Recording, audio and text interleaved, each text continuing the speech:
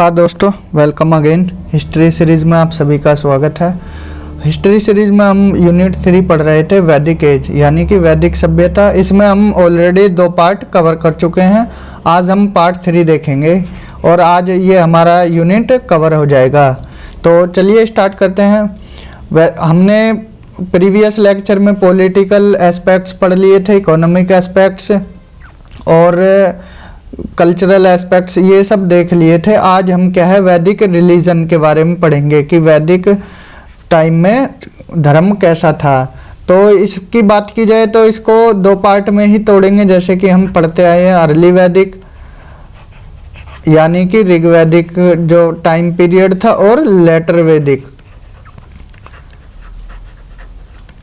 तो यहाँ क्या है, अगर अर्ली वैदिक की बात की जाए, देखिए अर्ली वैदिक, इनको 1 बाय 1 पढ़ते हैं। ऋग्वैदिक वैदिक धर्म जो था या अर्ली वैदिक रिलीजन बोलो, उसमें क्या था, ना तो कोई टेम्पल वगैरह थे जो आज के टाइम में हमको टेम्पल वगैरह दिखाई देते हैं, ना तो उस टाइम पे कोई टेम्पल थे और ना ही मूर्ति वगैरह थी जैसे आज मूर्ति पूजन होता है।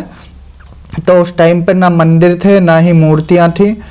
तो वो क्या करते थे, वो नेचर की जो प्रकृति है, मान लो ये पेड़ है, पीपल का पेड़ है, इसकी पूजा की। कोई जानवर है, स्नेक है, इसकी पूजा की।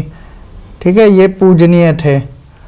जानवरों की पूजा करते थे, प्रकृति की पूजा करते थे। वर्षा होती थी तो इसको भी पूजनीय माना जाता था, या हवा चलती थी तो इन सब में वो क्या है, देवता मानते थे। क्योंकि क्या है, पहले के लोग इन चीज़ों से डरते थे। अगर बिजली कड़की तो वो सोचते थे कि भगवान ने कड़काई है, या वर्षा हो रही है तो भगवान ने कड़काई है। तो ये भी इन्होंने अलग अलग देवता मान लिए थे इन चीज़ों के। ठीक है, मंदिर नहीं थे उस टाइम पे, आइडियल वर्शिप मतलब मूर्ति पूजन नहीं था, प्रकृति की पूजा करते थे वो, नेचर की, पशुओं को, जानवरों को, या फिर पेड़ पौधों को, वर्षा को, जल को, मतलब ये सब पूजनीय थे। अब वो क्या करते थे, हवन वगैरह करते थे।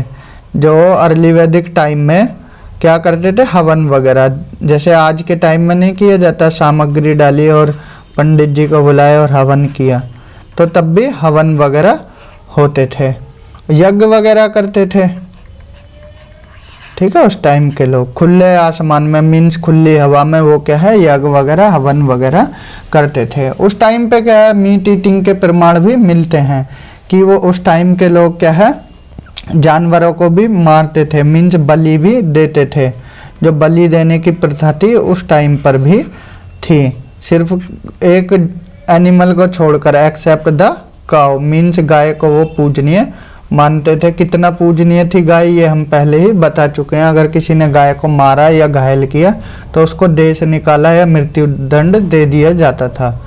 तो ये नोट से देख लेते हैं। There was neither temple nor idol worship, जो हमने बताया, ना तो मंदिर थे ना ही मूर्ति पूजन था, प्रकृति की पूजा करते थे।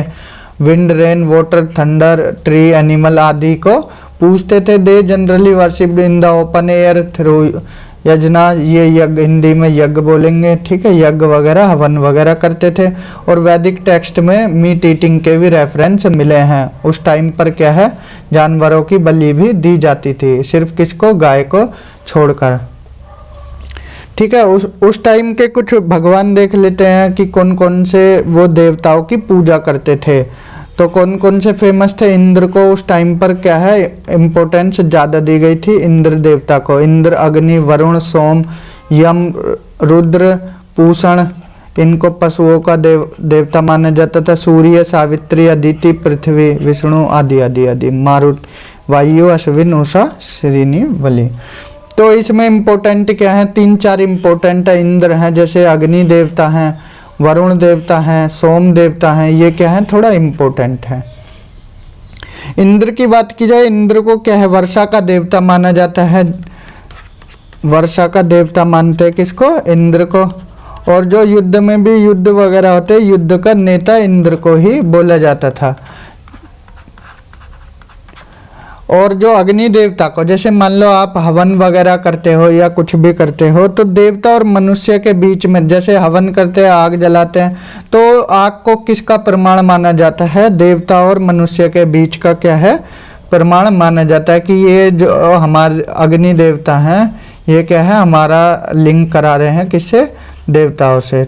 अग्नि को इसीलिए देवता माना गया है। वरुण देवता को क्या है, समुद्र का देवता बोला गया है वरुण देवता को, ठीक है। और कौन बचे हैं, सोम देवता को, इनको वनस्पति के देवता बोले गए हैं। ये वनस्पति के देवता, सोम रस सुना होगा आपने, तो ये वनस्पति के देवता हैं। यम के बारे में आप भली भांति जानते हो, यमराज, तो यम वही हैं जो प्राण हरण करते हैं, ठीक है। रुद्र देवता हैं। अब वन बाय वन आप देख लीजिए एक बार, ये चेक लिस्ट कर लीजिए। पूषण देवता, इनको पशुओं का देवता माना जाता है। सूर्य को आप जानते ही हो, सूर्य देवता प्रकाश देते हैं, ठीक है। तो ये आप बाकी देख लीजिएगा, जो इम्पोर्टेंट थे वो हमने बता दिए। तो लेटर वैदिक रिलीजन की तरफ चलते हैं, उत्तर वैदिक धर्म की तरफ।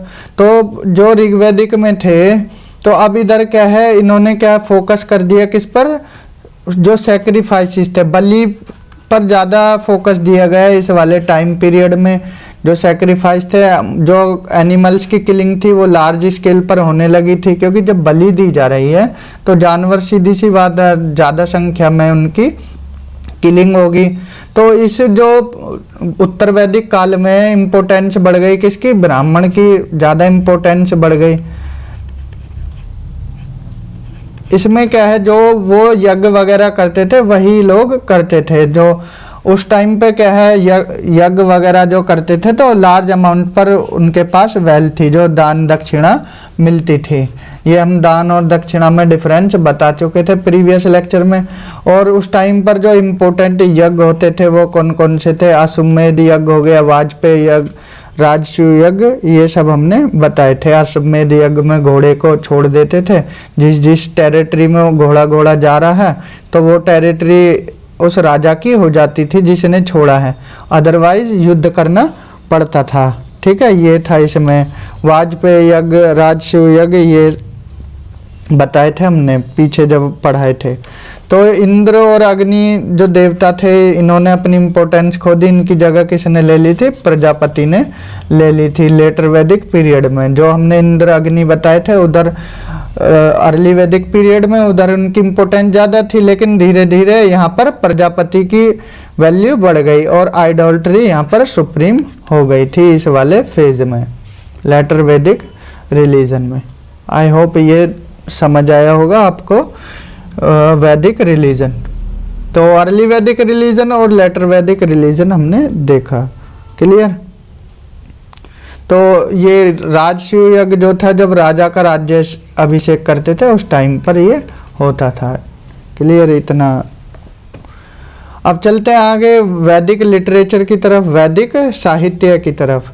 देखिए वैदिक लिटरेचर में क्या है, हम बेसिकली दो चीज़ों के बारे में देखेंगे। इसमें ही हम क्या है, जो ये हमारे वेद, पुराण, महाकाव्य जितने भी हैं, उपनिषद वगैरह, सब इसी में देखेंगे। लेकिन अगर बात की जाए वैदिक लिटरेचर की, इसको हम दो पार्ट में डिवाइड करते हैं।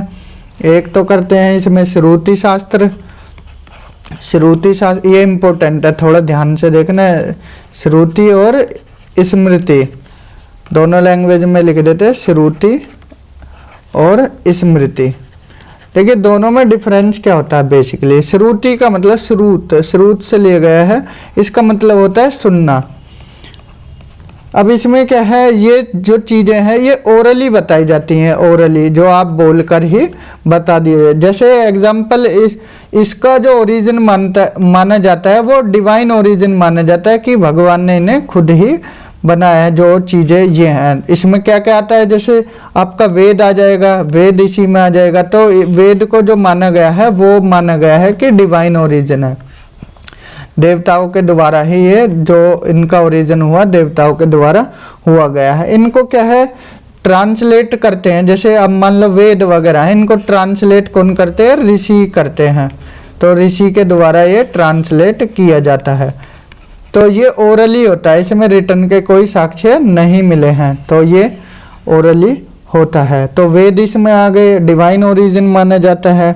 और ये क्या ट्रांसलेट किया जाता है, किसके द्वारा, ऋषि मुनियों के द्वारा। अब आते हैं स्मृति की तरफ।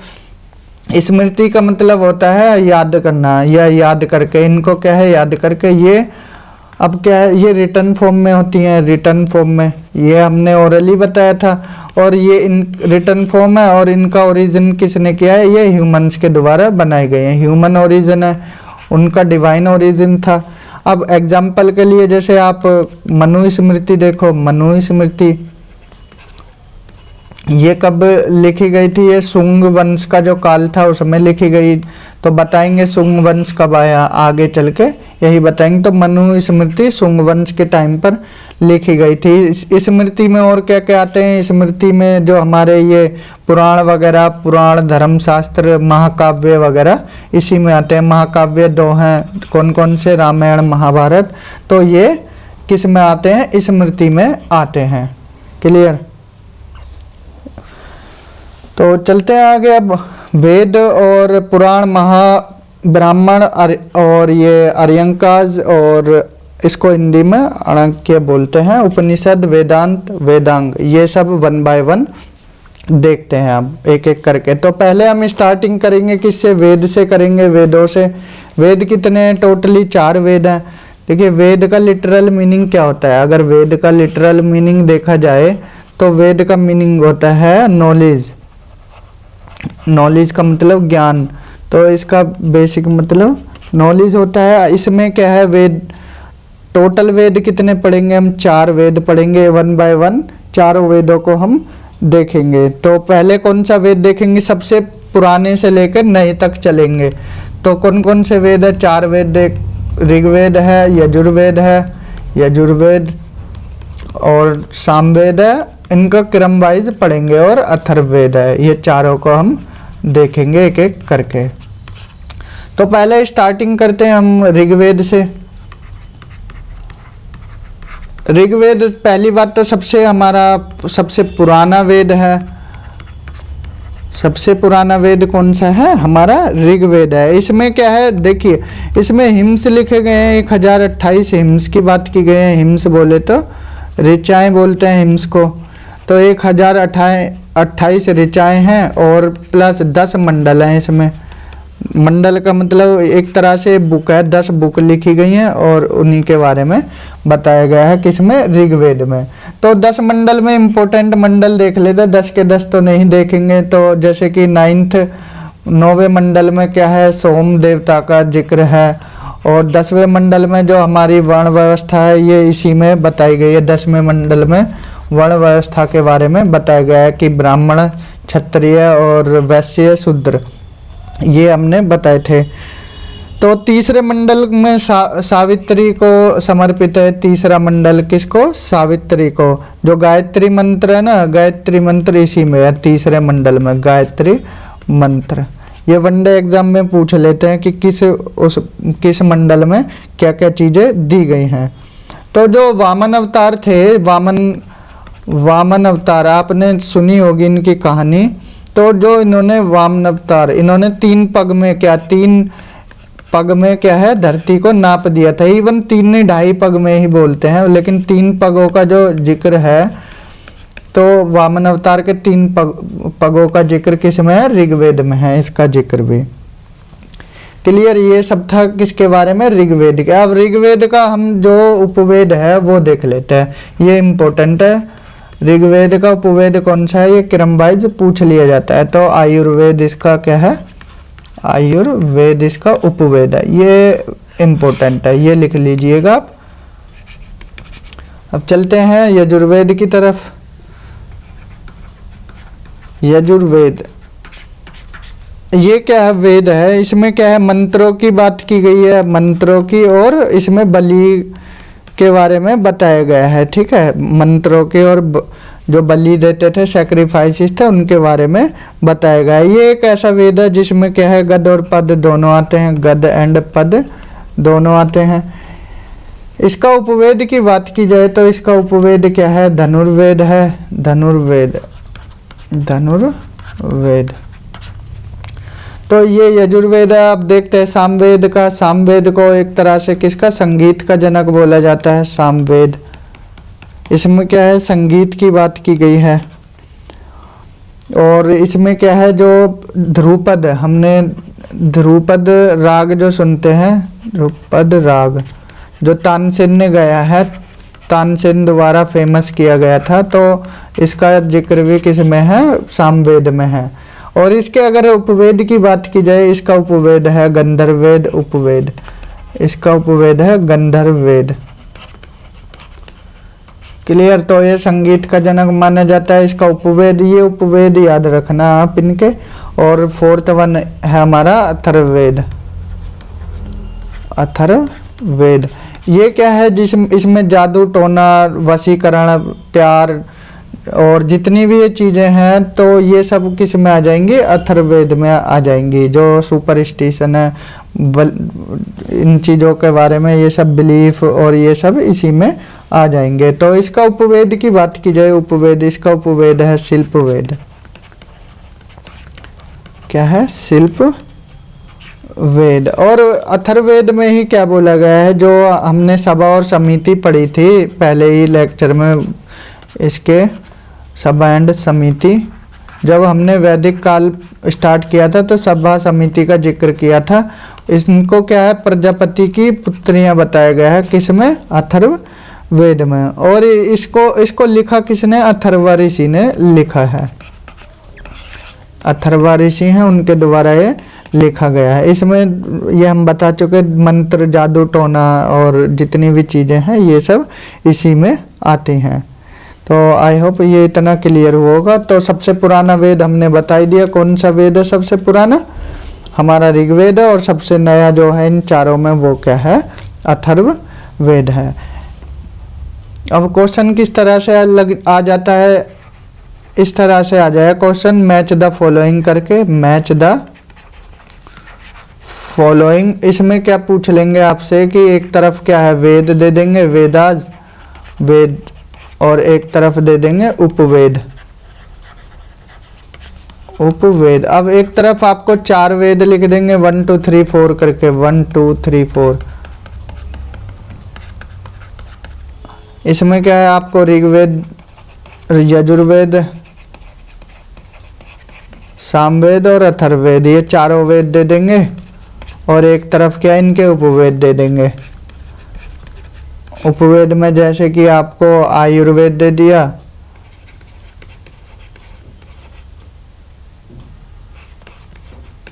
और गंधर्ववेद दे दिया आपको, गंधर्ववेद, शिल्पवेद दे दिया, और आपका धनुर्वेद दे दिया। तो आपसे पूछ लिया कि इनको मैच कीजिए, और यहाँ क्या है, स्टेट ऑप्शन दे दिए सेलेक्ट करके इनको कि कौन कौन सा सही है। तो ऋग्वेद का भी हमने पढ़ा है कौन सा, आयुर्वेद है। यजुर्वेद का भी हमने देखा था धनुर्वेद है। और थर्ड वन सामवेद का हमने गंधर्ववेद बताया, और अथर्ववेद का क्या है, शिल्पवेद। तो इस तरह से क्वेश्चन बन जाते हैं। अगर आपने पढ़ा है डीपली तो आप इनको मैच कर जाओगे, अदरवाइज फिर ये आपके पहुंच से बाहर हो जाएगा अगर आपने नहीं पढ़ा है इसको। तो अब चलते हैं आगे, थोड़ा उपनिषद वगैरह, पुराण वगैरह के बारे में देख लेते हैं कि ये चीज़ें क्या होती हैं। तो सबसे पहले हम 4 वेद तो हम कंप्लीट कर चुके थे। अब देखते हैं किसके बारे में, अब देखते हैं हम ब्राह्मण के बारे में। ब्राह्मण, इसको इंग्लिश में ब्राह्मणास बोला जाता है, ब्राह्मणास। तो आखिर ये होता क्या है, देखिए अब क्या हमारे वेद जो हैं, हमारे वेद इतनी टफ लैंग्वेज में लिखे गए हैं, जैसे संस्कृत लैंग्वेज में है, तो इनकी लैंग्वेज इतनी टफ है तो इनको कोई पढ़ नहीं सकता। मतलब कोई तो पढ़ेगा, लेकिन हम क्या है, कॉमन लोग जो हैं वो नहीं पढ़ पाते। तो इनको अंडरस्टैंड कराने के लिए, इनको समझाने के लिए जो लिखा गया है ब्राह्मणास में, वो इनको ईजिली वे में लिख दिया गया है। तो उसी को क्या बोला गया है, ब्राह्मणास बोला गया है। जैसे हर वेद का अपना अपना ब्राह्मण है या ब्राह्मणास, आप दोनों में से कुछ भी बोल सकते हो। तो हर वेद का अलग अलग है। जैसे शतपथ ब्राह्मण है, शतपथ ब्राह्मण है, ये किसका है, तो शतपथ ब्राह्मण। जैसे ये यजुर्वेद का है, यजुर्वेद। तो हर वेद का क्या है, अपना अपना ब्राह्मण है। तो सिंपल भाषा में बोला जाए तो जो ब्राह्मणास या ब्राह्मण है वो इसलिए है कि वेद जो टफ लैंग्वेज में लिखा गया है उनको इजी लैंग्वेज में लिख दिया गया है। तो ये बेसिकली ब्राह्मणाज है। उसके बाद चलते हैं हम आर्यंकाज की तरफ। हिंदी में बोलते हैं इसको अरंक्य। तो ये क्या होता है देखिए, सपोज करो 4 तरह की लाइफ होती है, मीन्स इसमें क्या है, जो 4th वन होता है, इसमें जब इंसान अपनी अंतिम अवस्था में आ जाता है तो वो क्या चला जाता है, जंगल की तरफ चला जाता है। तो जंगल की तरफ गया, अब वहाँ पर क्या है, कोई कुटिया वगैरह में रहने लगा, कुटिया वगैरह में जो छोटी झोंपड़ी टाइप होती हैं, तो कुटिया वगैरह में वहाँ जीवन अपना जीने लगा। और वहाँ इसके क्या है, चेले वगैरह भी बन गए। तो वो वहाँ पर बैठ के अब इन चीज़ों को लिखेगा, तो कहाँ लिखेगा, किसी बुक में लिखेगा, और उसी बुक को क्या है, अरंकाज बोला गया है। इसको एक तरह से क्या बोलते हैं, फॉरेस्ट बुक्स भी बोलते हैं, फॉरेस्ट बुक्स। इसमें क्या है, ये अपोज करती है, लेकिन ये बुक क्या है, फिलोसफी वगैरह के बारे में लिखी गई, लेकिन अपोज करती है किसको, सेक्रीफाइस, जो हम बलि देते थे उसका, इसमें उसको अपोज किया गया है, किसमें, आर्यंकाज में। क्लियर यहाँ तक। एक तरह से इसको क्या है, कॉन्क्लूडिंग पोर्शन भी बोला जाता है ब्राह्मणाज का। ये ब्राह्मणाज थे, इनका जो कॉन्क्लूडिंग पोर्शन है वो कहाँ माना जाता है, यहाँ पर आर्यंकाज में माना जाता है। तो ये था आर्यंकाज। आगे चलते हैं उपनिषद की तरफ। उपनिषद,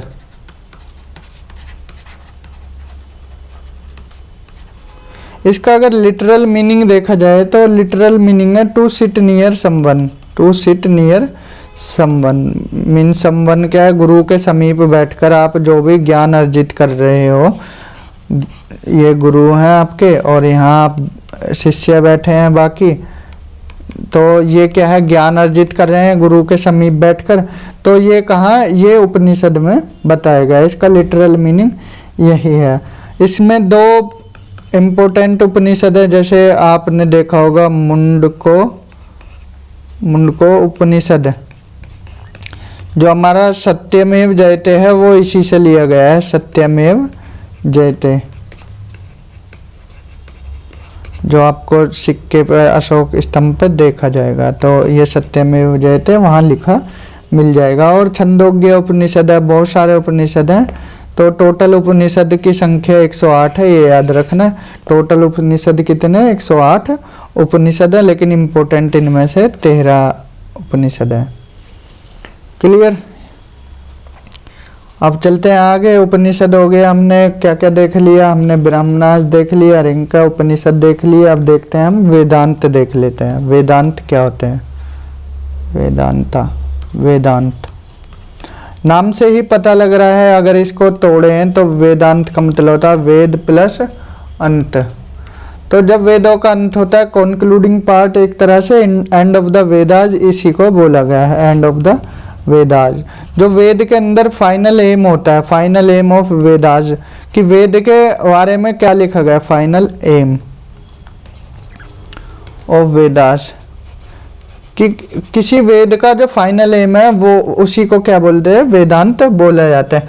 जैसे सामवेद है, उसमें किसके बारे में, संगीत के बारे में लिखा गया है, तो यही फाइनल एम है ना उस वेदा का, तो ये वेदांत इसी को बोला जाता है। इसमें भी क्या है, वेदांत में भी जो हम बलि वगैरह देते थे उनको क्रिटिसाइज किया गया, क्रिटिसाइज बोले तो उनको क्या है, अपोज किया गया, कंडम किया गया उनका, कि ये बलि वली देना बेकार है। अब क्या है, लास्ट वन है हमारा वेदांग। वेदांत हो गया वेदांग, दोनों में अंतर है, वो वेद प्लस अंत है, ये वेद प्लस अंग है, वेदांग। तो इसको क्या है, वेद का अंग माना जाता है, limbs of the Vedas, limbs of the Vedas. ये एक तरह से क्या है, सप्लीमेंट्री, जैसे आप एग्जाम देते हो, ये मेन कॉपी होती है, आप क्या है फिर एक सप्लीमेंट्री कॉपी लेते हो कि मैम कॉपी दे दीजिए BCD, ये क्या है, इनको क्या है, सप्लीमेंट्री कॉपीज बोला जाता है। जैसे वेद है, ये क्या है, मेन कॉपी की तरह है वेद, और जो ये वेदांग है ये क्या है, हमारी एक तरह से सप्लीमेंट्री टेक्स्ट है। किस लिए लिखे गए, ये भी वेदास को समझने के लिए, एक तरह से सप्लीमेंट्री टेक्स्ट है ये भी।